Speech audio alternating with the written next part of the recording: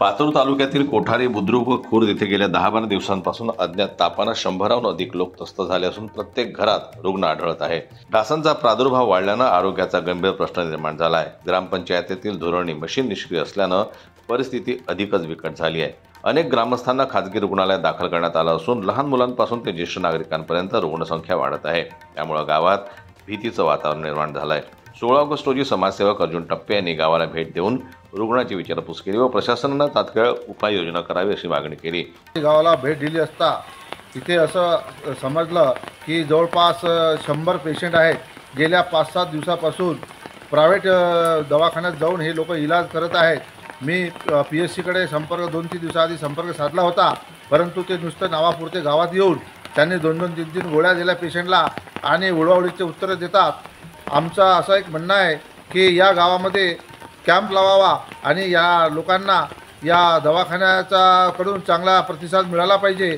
आणि हे गरीब लोक पातूरला जाऊन प्रायव्हेट दवाखान्यात अकोल्याला जाऊन भरती आहेत आणि ते जवळचे पैसे खर्चून इलाज करत आहेत।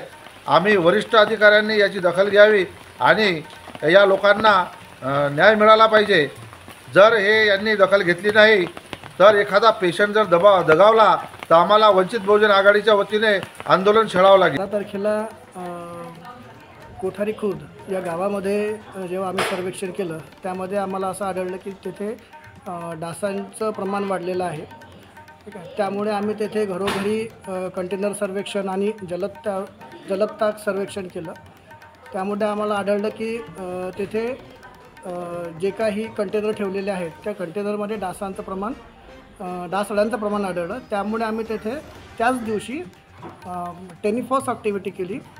त्यानंतर आम्ही ग्रामपंचायतला जो फॉगिंग आहे म्हणजे डासांची घनता कमी करण्याकरता त्या फॉगिंगच्या संदर्भात आम्ही त्यांना पत्राद्वारे कळवलं आणि गेल्या 4 दिवसापासून तिथे आम्ही सतत आमची वैद्यकीय टीम टाकून सर्वेक्षण करत आहोत। उद्या देखील आम्ही आमच्या डॉक्टरांच्यासोबत तिथे तपासणीचा शिबिर आयोजित केलेला आहे।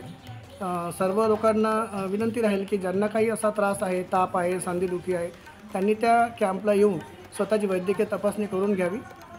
आरोग्य यंत्रणा व ग्रामपंचायतीने तातडीने लक्ष न दिल्यास साथीचा प्रादुर्भाव आणखी वाढू शकतो असा इशारा यावेळी देण्यात आला। जनता न्यूज करता संजय उमक यांची रिपोर्ट, अकोला।